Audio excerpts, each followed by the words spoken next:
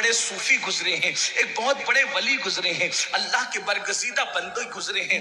उनको दुनिया कहती है हजरत सैयदी इमाम फखरुद्दीन राजी रहमतुल्लाह अलैह साहिबे तफसीर कबीर। तफसीर कबीर बहुत मशहूर तफसीर है, उस तफसीर के मुसन्निफ है अल्लामा इमाम फखरुद्दीन राजी रहमतुल्लाह।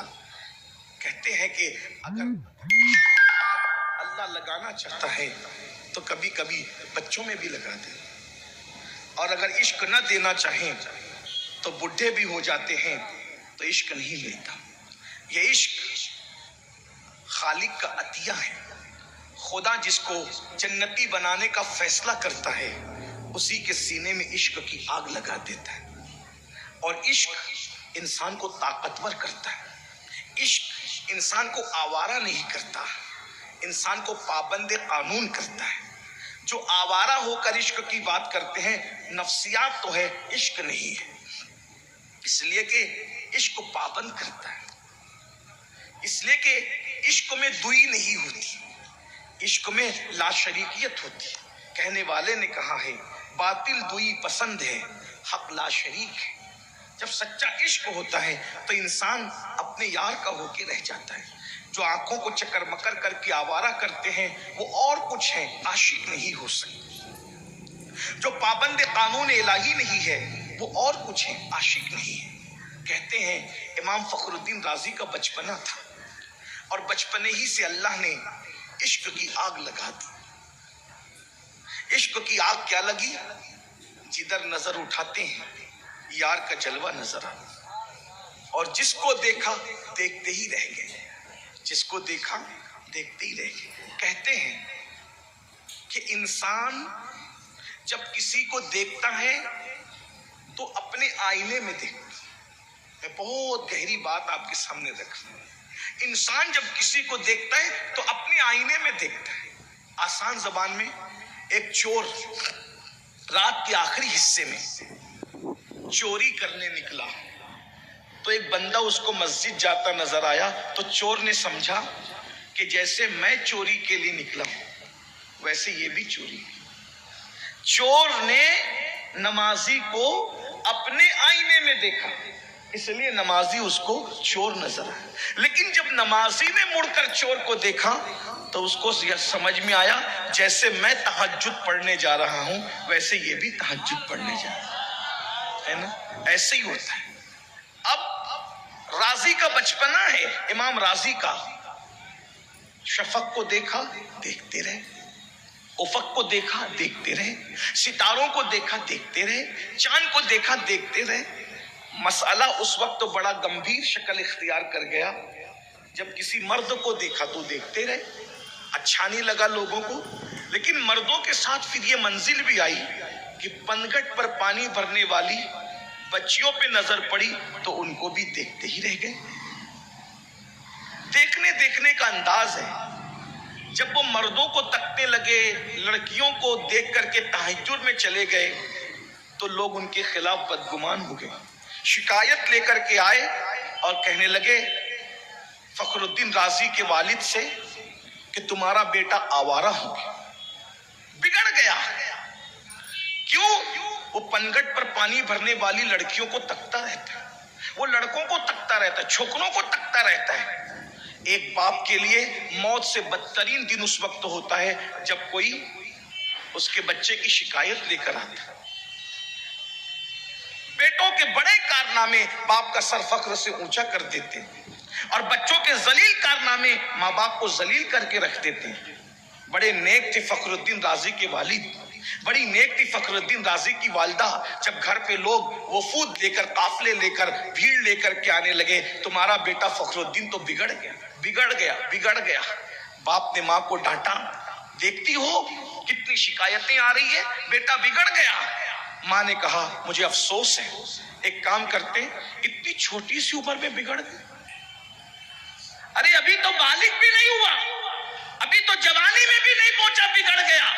एक काम करो, अगर इसको कोई सुधार सकता है तो मेरा सग्गा भाई नजमुद्दीन कुबरा, وہی تربیت کر کے سدھارے گا، کیونکہ اس کی خانقاہ میں بڑے بڑے چور ڈاکو چکے اور گندے سندے لوگ آتے ہیں اور اللہ کے ولی بن جاتے ہیں۔ یہ نجم الدین کبریٰ کون ہے؟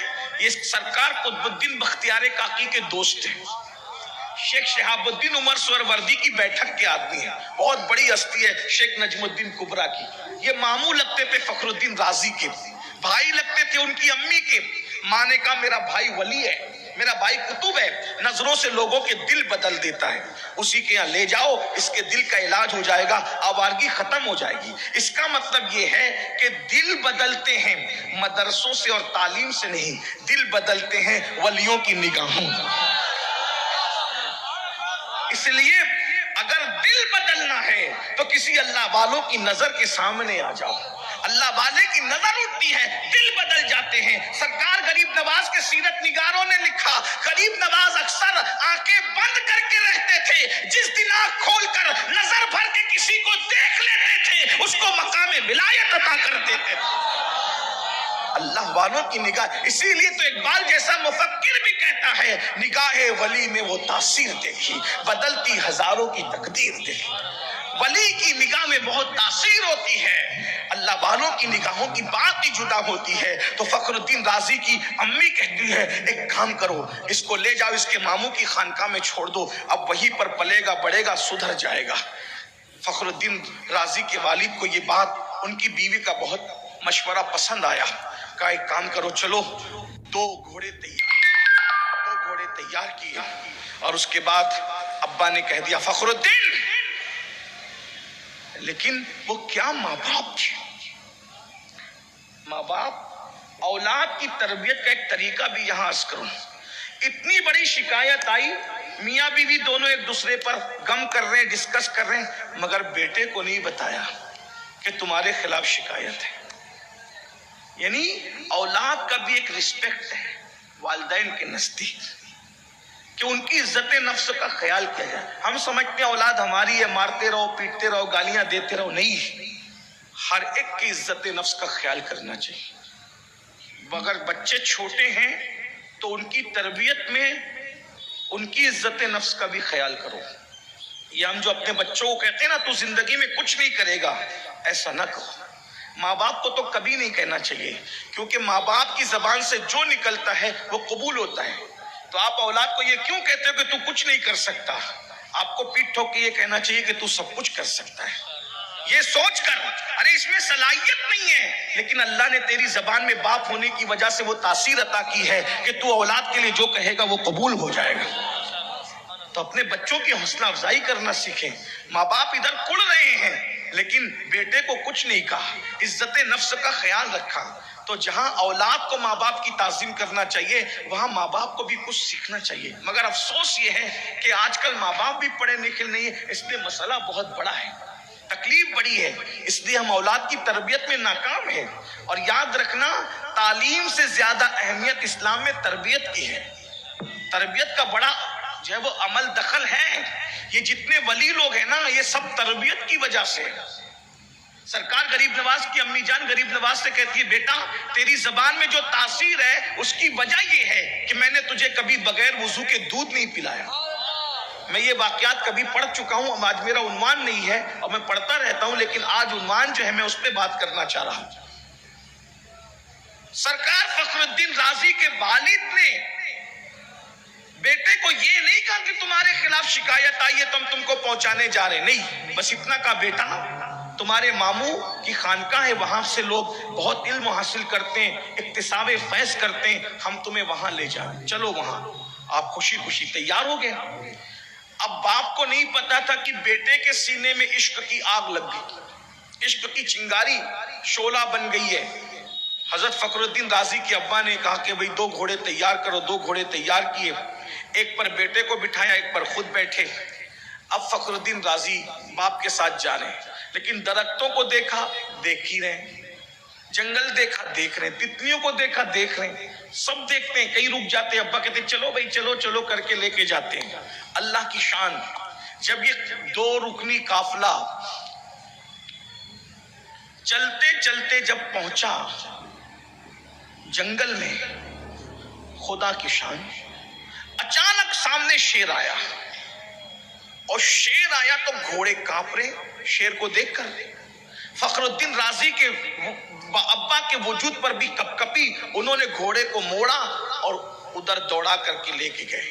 لیکن جب وہ دور چلے گئے اپنے آپ کو محفوظ سمجھنے لگے تو دور سے دیکھا کہ بیٹا تو کھڑا ہے اور گھوڑا کانپ رہا ہے. وہ گھوڑے سے نیچے اترے, ادھر وہ آواز دے رہے او فخر الدین فخر الدین فخر الدین. یہ کس کی سنتے ہیں؟ وہ گھوڑا بھاگا, یہ وہیں کھڑے ہیں اور کھڑے ہو کر شیر کو دیکھ رہے اور دیکھ رہے اور دیکھ رہے. یہ آواز دیتے او فخر الدین فخر الدین فخر الدین. وہ کس کی سنتے ہیں؟ اب سوچا یہ تو گیا مرا. ایسے میں اب سوچتے کر کچھ نہیں سکتا, ایک جان گئی, ابھی جاؤں گا بچانے تو دوسری بھی چلی جائے گی. تو دور سے درخت کے پیچھے چھپ کر منظر دیکھتے کہ ہوتا کیا ہے. شیر آگے بڑھتا ہے آگے بڑھتا ہے, یہ کھڑے اپنی جگہ شیر کو تک رہے ہیں. ایسے میں جب دیکھا کہ اب میرا لال تو گیا, رونے کے سوا کوئی چارہ نہ تھا, شیر قریب آیا اور قدموں پہ سر رکھا, اور قدموں پہ سر رکھنے کے بعد پچھلے پیر پلٹنے لگا. تب یہ منظر دیکھ کر ان کے والد کو احساس ہوا کہ میں تو میرے بچے کو آوارہ سمجھ رہا تھا, میں تو میرے بچے کو کیریکٹر لیس سمجھ رہا تھا, لیکن یہ کیا دیکھ رہا ہوں میں. ایسے میں جب شیر چلا گیا اور یہ ایسے ہی کھڑے ہیں اس کو تکتے ہوئے, اور وہ چلا گیا تو اس کی جگہ کو تک رہے ہیں, اپنے آپ میں نہیں ہے. آئے اپنے بیٹے سے کہا فخر الدین فخر الدین فخر الدین. یہ کہاں سنتے فخر الدین. جی بابا, جیسے نیند سے بیدار ہوئے, جی بابا کیا ہوا بابا. اور بیٹا وہ شیر تھا, شیر تجھے کھا جاتا, کیا نادانی ہے, شیر کوئی ٹکنے کی چیز ہے. آنکھ میں آنسو ہے, بڑی سادگی سے کہتے بابا کتنا خوبصورت تھا, بابا کتنا خوبصورت تھا, کتنا حسین تھا, بابا کتنا خوبصورت و حسین تھا. ارے جب یہ اتنا حسین ہے تو اس کے بنانے والے کے حسن کا عالم کیا ہے. میں شیر نہیں دیکھ رہا تھا بلکہ مخلوق میں جلوہ یار تلاش کر رہا تھا. اب مجھے بتاؤ, اللہ اکبر, جب دیکھنے والوں کو مخلوق کے حسن میں خالق کا حسن نظر آتا ہے, ارے شیر اور تتلی اور پھولوں کی اوقات کیا ہے. اللہ نے جتنا حسن مصطفیٰ جان رحمت کو عطا فرمایا ہے اپنی پوری مخلوق میں کس کو عطا فرمایا ہے.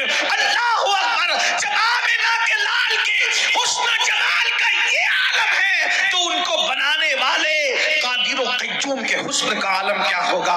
اسی لیے جتنا عشق رسول ہمارا مضبوط ہوتا جائے گا اتنا خدا پر یقین مضبوط ہوتا جائے گا. اللہ تبارک و تعالیٰ اسی لیے تو اپنا تعارف کراتا ہے, کس شان سے کراتا ہے, کہتا ہے اللہ اکبر قد جاءکم برہان من ربکم. آئیے پھر عشق والوں نے کیسے عشق کیا, محبت والوں نے کیسی محبت کی. آج ہمارے سینے عشق مصطفیٰ سے خالی ہے, اسی لیے توحید سے بھی خالی ہو رہے ہیں. آج ہمارے سینے میں عشق رسول اتنا مضبوط نہیں ہے, اسی لیے اللہ کے لیے بھی دل میں شکوک و شبہات پیدا ہو رہے ہیں. میرے آقا مصطفیٰ جان رحمت صلی اللہ علیہ وآلہ وسلم نے فرمایا اپنی اولاد کو 3 باتیں سکھاؤ, اور جب فرمایا اپنی اولاد کو 3 باتیں سکھاؤ تو اس میں سے سب سے پہلے نمبر پہ جو سکھانے کا حکم دیا, فرمایا اپنی اولاد کو سب سے پہلے عشق رسول سکھاؤ, سب سے پہلے محبت رسول سکھاؤ.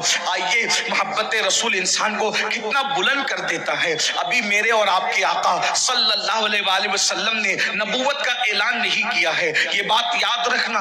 اعلان نبوت سے پہلے بھی حضور کی زندگی کے اندر کوئی کمی نہیں تھی. اللہ اکبر, اعلان نبوت سے پہلے مکے کے سب لوگ حضور کو صادق الوعد الامین کہتے تھے, کہتے یہ تو امین ہے, یہ تو صادق ہے, یہ ایک الگ عنوان ہے. اللہ اللہ, حضور نے اعلان نبوت سے پہلے ایک قدم بھی قرآن کی تعلیم کے خلاف نہیں اٹھایا. گویا کہ حضور علیہ السلام اعلان نبوت سے پہلے قرآن بن کے دکھا رہے تھے, اور اعلان نبوت کے بعد حضور کو قرآن پڑھ کے دکھانا تھا. جو قرآن بعد میں پڑھا جا رہا تھا تھا हुजूर उसकी पूरी जिंदगी के अंदर अमली तस्वीर पेश कर रहे थे। मोहब्बतों का वही आलम था, यतीमों की परवरिश का वही आलम था, मेहमान नवाजी का वही आलम था, शफकतों का वही आलम था, मोहब्बतों का वही आलम था, प्यार का वही आलम था। आइए इश्क मुस्तफ़ा किस तरीके से किया गया और किस तरीके से मकाम पाया गया। अल्लाह अल्लाह, एक बच्चा है, नन्ना सा बच्चा, अल्लाह अकबर, वो खुशनसीब बच्चा जिन पर हमारी जाने कुर्बान, हमारे माँ बाप कुर्बान, उस शहजादे को दुनिया जैद कहती है। और ये जैद वो है, अल्लाह अल्लाह, बाद में शरफ सहाबियत हासिल किया और फिर मकाम बुलंद मिले। मैं उससे पहले उनकी जिंदगी के मुख्तसर अहवाल पेश करता हूँ। हुआ ये था कि हजरत जैद बच्चे थे, नन्हे से बच्चे, और बचपने में अपने ननिहाल जा रहे थे, यानी नानी के घर जा रहे थे। ऐसे में कुछ गुंडों ने उनको, उस काफिले को लूट लिया और लूटने के बाद चाहे वो जो बच्चे हाथ लगे, बड़े हाथ लगे, उनको छीन करके लेकर के चले गए और मक्के के बाजार में ले जा करके उनको बेचने लगे। ऐसे ही उधर वो जैद बिक रहे हैं बचपने में, और ख्याल मक्के की मलका को आया, मलका तुज्जार को आया कि मुझे गुलाम खरीदना चाहिए। मलका तुज्जार कौन थी? अल्लाह अकबर, वो मलका फिरदौसे बरी की अम्मी जान और हम सब की अम्मी जान उम्मुल मोमिनीन सैयदा तैयबा खदीजतुल कुबरा, अल्लाह अकबर, रसूलुल्लाह के निकाह में पहले आने वाली, जिनको अर्श से सलाम आता है, सैयदा खदीजा की मैं क्या फजीलत बयान करूं। सबसे बड़ी फजीलत तो यही है, आखिरी नबी के निकाह में सबसे पहले जिसको आने का शरफ हासिल है उसे उम्मुल मोमिनीन सैयदा खदीजा कहते हैं। अल्लाह अकबर, हम सब हुजूर से मोहब्बत करते हैं। हुजूर अलैहिस्सलाम अपनी बीवियों में सबसे ज्यादा जिससे प्यार करते थे उसे खदीजतुल कुबरा कहते हैं। सैयदा फातिमतुज़ ज़हरा की सगी अम्मी को सैयदा खदीजतुल कुबरा कहते हैं। बल्कि एक जुमले में उनकी फजीलत पढ़ दूं, मखदूमाए कायनात की मखदूमा को खदीजतुल कुबरा कहते हैं। अब कोई अंदाजा तो कर ले, जो तमाम आलमीन की मखदूमा है उसकी मखदूमा सैयदा खदीजतुल कुबरा है। कुर्बान जाएं, दिल में ख्याल आता है मुझे गुलाम खरीदना है। अपने भतीजे इब्ने हिजाम से कहती है बेटे जाओ और बाजार से कुछ गुलाम खरीद करके लाओ। बहुत मालदार थी, बहुत दौलत थी, दौलत की बहुत रेल पेल थी। अल्लाह अकबर, बहुत अल्लाह ने नवाज रखा था। पूरे मक्के में इनसे ज्यादा कोई मालदार नहीं था। हुक्म हुआ जाओ गुलाम और कनीजे खरीद करके लाओ। इब्ने हिजाम जो उनके भतीजे लगते थे, रिश्ते में भाई के बेटे लगते थे, वो गए और जाने के बाद देखा एक खूबसूरत सा बच्चा बिक रहा है। उसको खरीद लिया और खरीद कर कहा पुप्पी अम्मा ये मैं बच्चा खरीद करके लाया हूँ, बहुत खूबसूरत थे। हजरत खदीजा ने अपने पास रखा। सैयदा खदीजतुल कुबरा का निकाह जब मुस्तफा जान रहमत के साथ हो गया तो अपनी सारी चीज हुजूर की कदमों में पेश कर दिया। वहीं पर जैद को भी पेश किया, या रसूल ए मेरे सरताज। अभी हुजूर अलैहिस्सलाम ने नबूवत का ऐलान नहीं किया था सल्लल्लाहु अलैहि वसल्लम, तो कहा मेरे सरताज ये सब माल आपका है, और खास तौर पर जैद को हुजूर को तोहफे में पेश किया, ये आपके लिए है। हुजूर अलैहिस्सलाम ने जैद को अपने पास रखा। अब मेरे आका की आदत थी सबको प्यार देना, सबसे मोहब्बत करना। आका का वस्फ था तेरी आदत है सबका जी रखना। इतना प्यार दिया हुजूर ने, ऐलान नबूवत से पहले की बात है, इतना प्यार दिया, इतनी मोहब्बत दी कि अल्लाह अकबर, आते हैं तो जैद, जाते हैं तो जैद, कहीं जा रहे हैं तो जैद जैद जैद जैद जैद। हुजूर ने जैद का इतना नाम लिया, इतना नाम लिया कि जैद को भी हुजूर अलैहिस्सलाम से प्यार हो गया। अभी ऐलान नबूवत की बात नहीं है, ऐलान नबूवत अभी बहुत बाद में बाकी है। अल्लाह अकबर, ऐसे में जैद अब मेरे आका अलैहिस्सलाम के साथ साथ थे। वो भी बड़े खूबसूरत आदमी थे, बड़े घराने के थे, लेकिन घर लूट लिए गए थे, बेच दिए गए थे। ऐसे में जैद के गांव के कुछ लोग हज के लिए आए तो उन्होंने मिना में हुजूर के साथ जैद को देखा, पहचान लिया और पहचान के कहा तू हारसा का बेटा है जैद? कहा मैं हारसा का बेटा हूं जैद। तुमने कैसे कहा? तू हमारे गांव का है, तू तेरा बाप तेरे लिए रात दिन रोता है, तू यहाँ ऐश आराम करता है, और तेरा बाप तेरे लिए रो रो करके बेचैन हो रहा है। सुन्नते याकूब जिंदा कर दी गई है उधर रो रो करके। तेरे बाप ने तेरी जुदाई में कितने अशआर कहे हैं। हज़रत ज़ैद ने भी कुछ अशआर भेजे। वो जब हज से वापस हुए तो कहा कि हमने तेरे बेटे को एक हाशमी और मुत्तलबी के गुलामी में देखा, और वो खानदान जो हाशमियों का खानदान है, बड़े सखी लोग हैं, बड़े करीम लोग हैं। ढूंढ ढूंढ کر تھکے تھے، جب پتہ مل گیا کہ مکے میں ہے اور ہاشمیوں کے پاس ہے، مطلبیوں کے پاس ہے، کریموں کے پاس ہے، تو بہت ساری دولت لے کر، مال لے کر آئے، اور آنے کے بعد حضور سے ملاقات کی۔ آپ تو جانتے ہیں میں کئی بار یہ بات کہتا رہتا ہوں، کہہ چکا ہوں، حضور اتنے خوبصورت تھے، جو دیکھتا تھا حضور ہی کا ہو جاتا۔ زید کے والد حارثہ نے دیکھا اور دیکھ کر کے کہتے ہیں کہ آپ کریم لوگ ہیں، ہاشمی لوگ کریم لوگ ہیں، ہم ایک حاجت لے کر آئیں، اجازت ہو تو عرض کریں۔ کہا بالکل کہو۔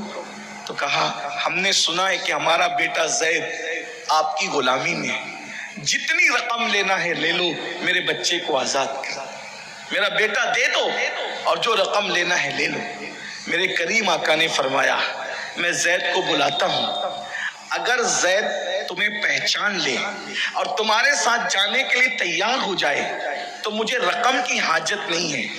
اگر ایک بیٹا اپنے باپ سے مل لے تو اس سے بڑی چیز کیا ہو سکتی؟ سب کچھ دولت ہی تو نہیں ہوتی، اگر باپ بیٹا ایک دوسرے سے مل جاتے تو اس سے بڑی چیز کیا ہے؟ میں بلاتا ہوں۔ زید آئے، آقا علیہ السلام نے فرمایا زید انہیں پہچانتے ہو؟ زید نے کہا آقا یہ میرے والد ہے، میرے ابا ہیں، میں نے پہچان لیا، وہ میرا چچا ہے، دونوں کو پہچان لیا۔ تو چچا اور باپ دونوں خوش ہو گئے، ہمارے بیٹے نے ہمیں پہچان لیا۔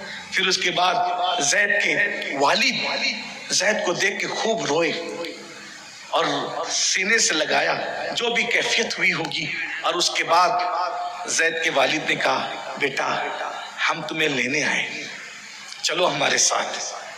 میرے آقا علیہ الصلوۃ والتسلیم نے دیکھا تو میں زید جب تم نے پہچان لیا کہ یہ تمہارے ابا اور تمہارے چچا ہیں، یہ تمہیں لینے آئے ہیں، اگر تم جانا چاہتے ہو میں تمہیں نہیں روکوں گا، جانا چاہتے ہو تو جا سکتے ہو۔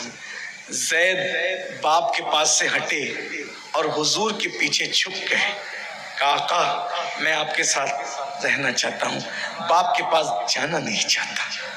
زید کے باپ نے کہا زید آزادی پر غلامی کو ترجیح دے رہے ہو، باپ کی بجائے اپنی آقا کو ترجیح دے رہے ہو۔ تو زید نے کہا واللہ جتنا پیار اس آقا سے ملا ہے اتنا پیار کسی باپ سے نہیں مل سکتا، اور میں ہزاروں غلامی کو ترجیح دیتا ہوں، ہزاروں غلامی کو ترجیح دیتا ہوں اس آزادی پر۔ مجھے آزاد نہیں ہونا ہے، مجھے انہی کے پاس رہنا ہے۔ اور پھر حضور سے کہا میرے آقا میری ماں بھی آپ ہیں، میرے باپ بھی آپ ہیں، میں آپ کو چھوڑ کے کہیں نہیں جانا چاہتا، جو پیار اور محبت آپ نے دیا ہے وہ کوئی نہیں دے سکتا۔ زید کے باپ نے کہا اگر تم یہاں خوش ہے تو ہم چلے جاتے ہیں قربان۔ پھر میرے آقا نے کیا مقام عطا کیا زید کو، جب زید نے کہا ماں بھی آپ ہیں باپ بھی آپ ہیں، تو میرے آقا نے فرمایا اگر تو نے مجھے اپنا ماں باپ کہہ دیا تو جا، میں نے آج سے تجھے اپنا بیٹا بنا لیا۔ اور اس کے بعد سے لوگ آپ کو زید بن حارثہ کہنے کی بجائے زید بن محمد کہنا شروع کرتے ہیں۔ آپ کو پتہ ہے یہ حضرت زید کا عشق رسول ہے کہ پورے قرآن میں کئی صحابہ کا تذکرہ آیا ہے، لیکن اشاروں میں آیا ہے، کنایے میں آیا ہے، القاب کے ساتھ آیا ہے، نام لے کے کسی کا نہیں آیا۔ صدیق اکبر رضی اللہ تعالیٰ کی شان میں قرآن کی 22 آیتیں آئی ہے، اشاروں میں ہے، کنایے میں ہے، لیکن نام نہیں لیا گیا۔ فاروق اعظم کی شان میں درجنوں آیت ہے، نام نہیں لیا گیا۔ عثمان غنی کی شان میں کئی آیت ہے، نام نہیں لیا گیا۔ مولا علی کی شان میں 300 سے زائد آیتیں حضرت امام ابن حجر بتاتے ہیں، مگر کسی میں نام نہیں لیا گیا۔ ذرا غور تو فرماؤ میرے بھائی، اللہ اکبر، یہ زید کا عشق رسول ہے۔ یا رسول اللہ مجھے باپ نہیں چاہیے، آپ چاہیے۔ اس عشق نے زید کو کتنا بلند کر دیا کہ 1,24,000 کم و بیش صحابہ ہیں، اللہ نے کسی کا نام لے کے ذکر نہیں کیا۔ اللہ اللہ، صدیق اکبر کا ذکر ہو رہا ہے، کس شان سے ہو رہا ہے، اذ یقول لصاحبہ، صاحب کہہ کے ذکر ہوا۔ ایک مقام پہ کہا والذی جاء بالصدق وصدق بہ، اللہ اکبر، تصدیق کرنے والے سے ہوا۔ اسی طریقے سے آپ دیکھتے چلے جائیں کون کون سی آیتیں پڑھی جائے صدیق اکبر کی شان میں، مگر نام نہیں لیا۔ قرآن کا یہ معجزہ ہے، قرآن کا یہ اعجاز ہے کہ قرآن بہت کم لوگوں کا نام لے کے ذکر کرتا ہے، مگر قربان جائیں زید نے کہا مجھے باپ نہیں بلکہ آپ چاہیے۔ پھر زید کو کیا بلندی نصیب ہوئی کہ اللہ نے قرآن میں حضرت زید کا نام لے کر کے آپ کا تذکرہ فرمایا. گویا کہ قیامت تک اب حضرت زید کا نام قرآن کے اندر تلاوت کیا جائے گا، تراویح میں پڑھا جائے گا، نمازوں میں پڑھا جائے گا. میرے بھائیوں، یہ عشق مصطفیٰ کی رعنائیاں ہیں، یہ عشق مصطفیٰ کی برکتیں ہیں. افسوس آج ہم عشق کا دعویٰ تو کرتے ہیں، محبت رسول کا دعویٰ تو کرتے ہیں، لیکن وہ عاشق باپ کو چھوڑ رہا ہے. باپ نہیں چاہیے، آپ چاہیے، اور ہم لوگ گناہ کو نہیں چھوڑ. کہاں باپ کہاں گناہ، کتنا فرق ہے. باپ کو ہر مذہب پسند کرتا ہے، باپ کو ہر مسلک پسند کرتا ہے، باپ کو ہر انسان پسند کرتا ہے، باپ سے سب محبت کرتے ہیں. لیکن زید کے سینے میں کیا عشق تھا، مجھے باپ نہیں چاہیے، آپ چاہیے. اور ہم لوگ عاشق رسول بنے ہیں. ارے وہ باپ نبی کا دشمن نہیں تھا، وہ باپ نبی کو تکلیف پہنچانے والا نہیں تھا. وہ باپ تو نبی کے پاس ہاتھ جوڑ کے کہہ رہا تھا آپ کریم لوگ ہیں، کرم کیجیے، آپ سخی لوگ ہیں، سخاوت کیجیے، آپ عطا کرنے والے عطا کیجیے. لیکن پھر بھی زید نے کہا جس میرے آقا کو چھوڑ کر نہیں جاؤں گا باپ کے لیے، وہ باپ کو چھوڑ رہے نبی کے لیے. حالانکہ اس وقت تو حضور نے اعلان نبوت بھی نہیں کیا تھا، اس کے باوجود بھی زید کا عشق یہ تھا کہ حضرت زید نے باپ چھوڑ دیا، چچا چھوڑ دیا، گھر چھوڑ دیا، لیکن حضور کو نہیں چھوڑا. اور ہم لوگ جھوٹ نہیں چھوڑ رہے نبی کے لیے. چھوڑ پائے؟ ایک دن میں کاؤنٹ کیجئے تو کتنی بار جھوٹ بولتے ہو. عاشق رسول ہو نا. اللہ کے رسول علیہ السلام فرماتے ہیں مومن جھوٹا نہیں ہو سکتا. جو جھوٹا ہے یہ نفاق ہے، منافقت ہے، منافق کی نشانی ہے. آج تو جھوٹ بولنا فیشن ہے. عاشق رسول ہے جھوٹ بولتے، عاشق رسول ہے جوا کھیلتے، عشق مصطفیٰ کا دعویٰ جوا کھیلتے ہیں. عاشق کبھی جوا کھیل سکتا ہے؟ عاشق کبھی جوا، وہ جوا جس کے بارے میں اللہ کے رسول صلی اللہ علیہ وآلہ وسلم فرماتے ہیں کہ جوا کھیلنے والا گویا کہ اس نے اپنے ہاتھوں کو سور کے خون میں رنگ لیا، خنزیر کے خون میں رنگ لیا. کتنی بار بار یہ باتیں دہرائی جاتی ہے، لیکن کبھی سوچا میں عاشق رسول ہوں، عشق مصطفیٰ کا دعویٰ کرتا ہوں اور جوا، عشق مصطفیٰ کا دعویٰ کرتا ہوں اور سود کے دھندے، عشق مصطفیٰ کا دعویٰ کرتا ہوں اور پھر گانے، عشق مصطفیٰ کا دعویٰ کرتا ہوں اور پھر زنا کے اڈے، شراب کے اڈے، جوے کے اڈے. بتاؤ عاشق کو زنا کی فرصت کیسے مل رہی ہے؟ عاشق کسی لڑکی کو تک کیسے رہا ہے؟ ارے عشاق تو وہ تھے لوگ سامنے آ جاتے تھے، تکتے بھی نہیں تھے، دیکھتے بھی نہیں تھے. آپ کو پتا ہے سلطان صلاح الدین ایوبی بڑا نام ہے. صلاح الدین، دیکھو اسلام دشمن طاقتوں کی سازش یہ ہے کہ لڑکیوں کے حسن میں مبتلا کر کے عشق مصطفیٰ سے ان کو دور کر دیا جائے، لڑکیوں کو ننگا کر کے ان کے حسن میں مبتلا کر کے حضور کے حسن سے ان کو دور کر دیا جائے. ہمیشہ اسلام سے اور پیغمبر اسلام سے دور کرنے کے لیے عورتوں کے حسن کا مغرب نے سہارا لیا ہے، اسلام دشمن طاقتوں نے سہارا لیا ہے، لیکن وہ کامیاب تھے. وہ عشاق ان کی سازش کو انہوں نے چلنے نہیں دیا. آج ہم ناکام ہو گئے. صلاح الدین ایوبی جب بیت المقدس فتح کرنے نکلے، آپ کیا سمجھتے تھے کوئی حلوہ تھا بیت المقدس فتح کرنا؟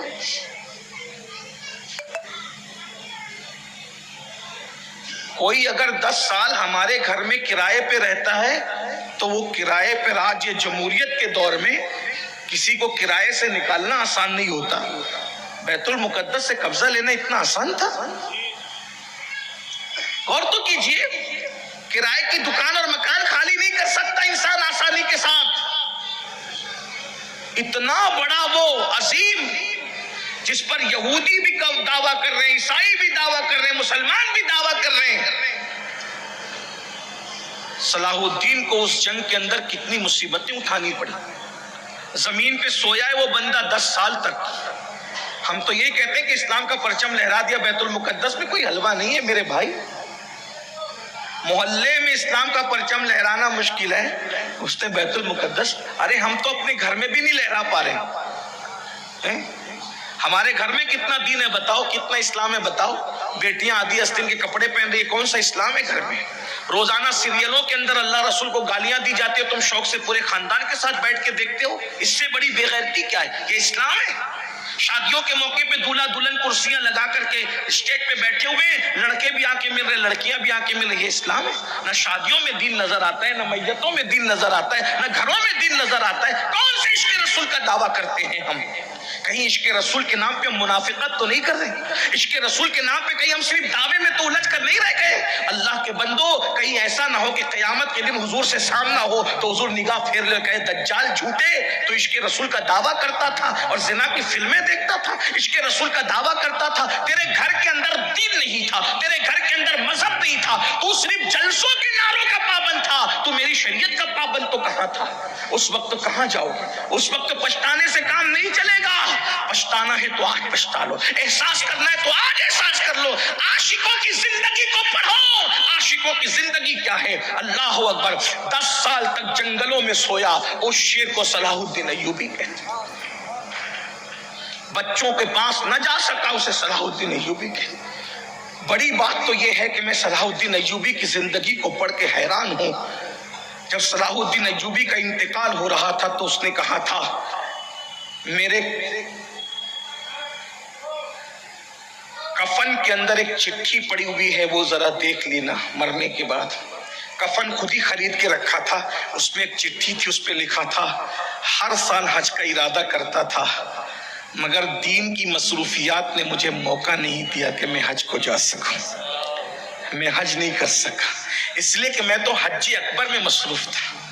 قوم و ملت کی خدمت ہی حج اکبر ہے میرے لیے، اللہ کے دین کی شان ہی حج، وہ حج کو نہ اتنا بڑا انسان، اسلام کا اتنا بڑا ہیرو حج کو نہ جا سکا۔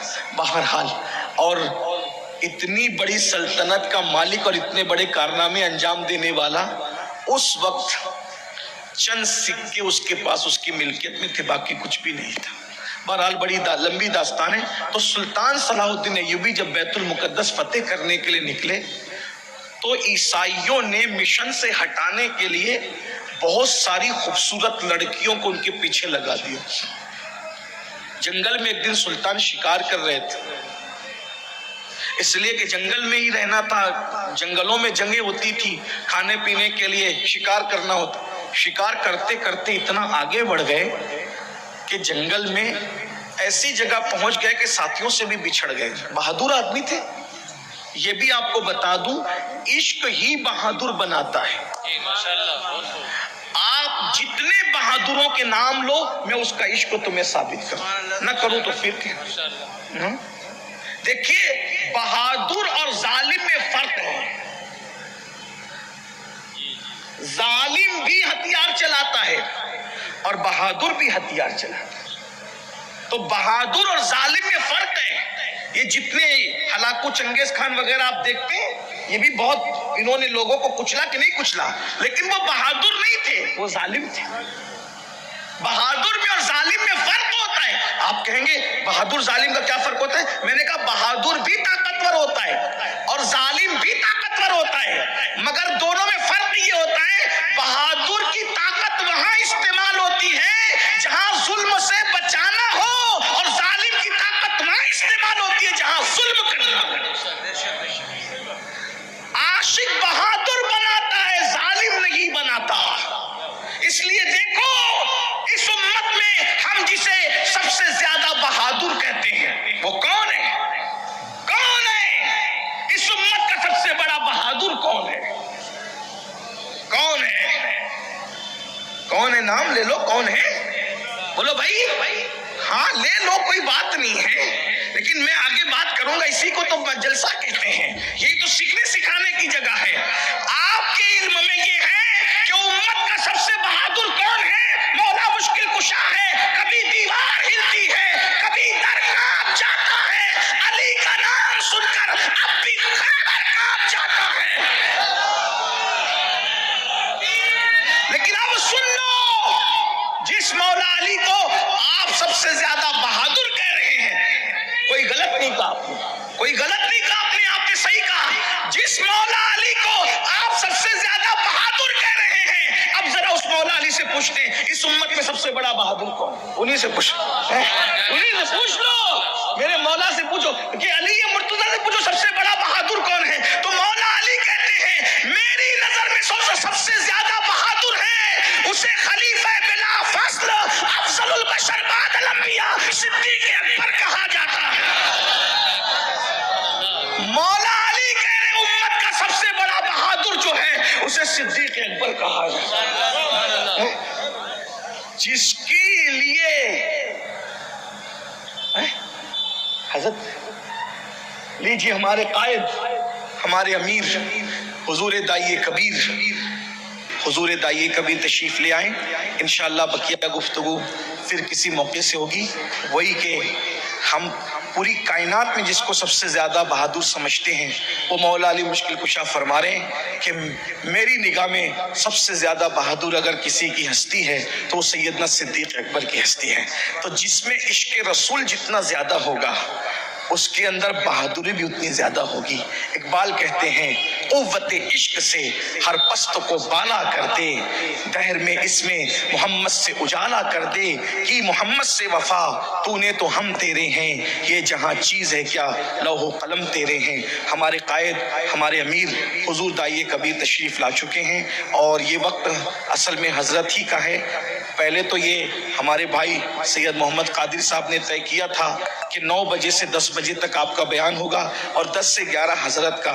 اس کا مطلب یہ ہے کہ 11:30 بجے محفل ختم ہونی تھی، لیکن ابھی ہم لوگ تقریباً 1.5 گھنٹہ تاخیر سے چل رہے ہیں، اس لیے میں اب بغیر کسی تاخیر کے، کیونکہ کوئی رسمی طور پر یہ کہنے کی بجائے کہ بغیر کسی تاخیر کے ہم آخری خطیب کو، خصوصی خطیب کو ہزارہ تاخیر کرنے کے بعد کہتے ہیں اب بغیر کسی تاخیر کے، یعنی تاخیر ہو چکی اب اس کے بعد بھی کہتے ہیں بغیر کسی تاخیر کے۔ تو میں ایسا رسمی جملہ نہیں کہوں گا، تاخیر بہت ہو چکی ہے، بعد تاخیر کے اب ہم چاہیں گے کہ جلد سے جلد ہمارے قائد ہمارے امیر اور وہ ہستی سبحان اللہ جو صرف خطیب نہیں ہے بلکہ جو درجنوں کتابوں کے مصنف بھی ہے، بہترین انسان ساز شخصیت، انسان سازی کا ہنر اللہ نے جس کو خوب عطا کیا ہے۔ سنگ تراشو، میں جے پور والوں کو جانتا ہوں کہ یہ سنگ تراش لوگ ہیں۔ اے سنگ تراشو، اگر انسان تراشنے والی ہستی کو دیکھنا ہے تو ہمارے قائد کی زیارت کر لو، جس نے سبحان اللہ انسان سازی انسان تراشی کا وہ فریضہ انجام دیا۔ کہنے والوں نے کہا ہے کہ ایک پتھر کی بھی تقدیر سنور سکتی ہے، ایک پتھر کی بھی تقدیر سنور سکتی ہے، شرط ہے پہلے سلیقے سے تراشا جائے۔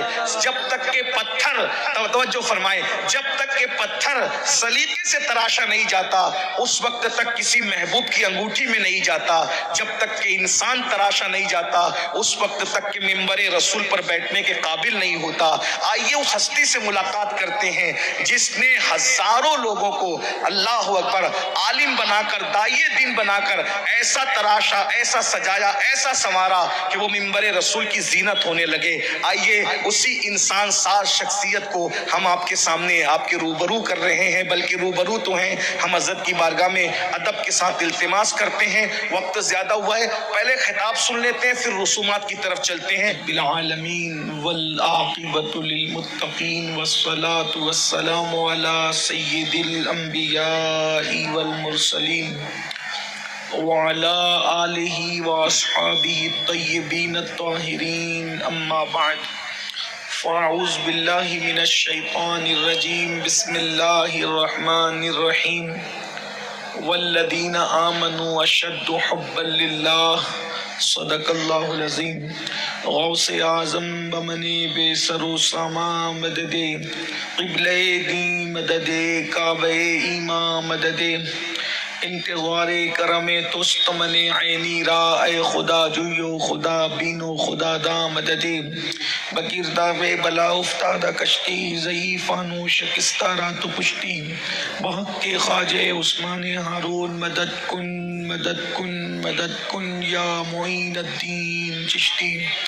انتہائی احترام و عقیدت کے ساتھ اپنے اور ساری کائنات کے مرکز عقیدت انیس بے کساں چارہ ساز درد منداں، ہم غریبوں کے غم گسار، ہم فقیروں کی ثروت، شہر یار ارم، تاجدار حرم، نوبہار شفاعت، شب اسرا کے دولہا، نوشے بزم جنت، دانائے سبل، مولائے کل، ختم الرسل، خسرو خوباں، سیاح لامکاں، وجہ کن فکام، در اللہ المکنون، سر اللہ المخزون، عالم ما کانا وما یکون، آب و گل انبیاء، جان و دل اصفیاء، مطلع ہر سعادت، مقطع ہر سیادت، خلاصہ کائنات، فخر موجودات، حضور احمد مجتبی محمد مصطفیٰ، ارواحنا فدا صلی اللہ تعالی علیہ وآلہ وصحبہ وبارک وسلم کی بارگاہ بے کس پناہ میں جس طریقے سے پڑھاؤں سب مل کر بلند آواز سے میرے ساتھ پڑھ لیں۔ الصلاۃ والسلام علیک یا رسول اللہ، الصلاۃ والسلام علیک یا نبی اللہ، الصلاۃ والسلام علیک یا حبیب اللہ، وعلی آلک واصحابک یا نور اللہ، صلی اللہ تعالی علیہ وسلم۔ جتنی جگہ میں گنجائش ہے کچھ لوگ بیٹھ سکتے ہیں، اگر وہ بیٹھنا چاہیں تو ان کو بٹھا دو بغیر کسی شور شرابے کے۔ جتنی گنجائش ہے، زیادہ گنجائش تو نہیں ہے، جتنے لوگ بیٹھ سکتے ہیں ان کو بٹھا دیں، شور نہ کریں، بلند آواز سے درود شریف پڑھ لیں۔ اللہم صلی علی سیدنا و مولانا محمد معدن الجود والکرم وآلہ وصحبہ وبارک وسلم، صلاۃ و سلام علیک یا رسول اللہ صلی اللہ تعالی علیہ وسلم۔ پل سے اتارو راہ گزر کو خبر نہ ہو، پل سے اتارو راہ گزر کو خبر نہ ہو، جبریل پر بچھائیں تو پر کو خبر نہ ہو، کانٹا میرے جگر سے غم روزگار کا، یوں کھینچ لیجئے کہ جگر کو خبر نہ ہو، فریاد امتی جو کرے حال زار میں، ممکن نہیں کہ خیر بشر کو خبر نہ ہو، اے شوق دل یہ سجدہ گر ان کو روا نہیں، اچھا وہ سجدہ کیجئے کہ سر کو خبر نہ ہو، ایسا گما دے ان کی ولا میں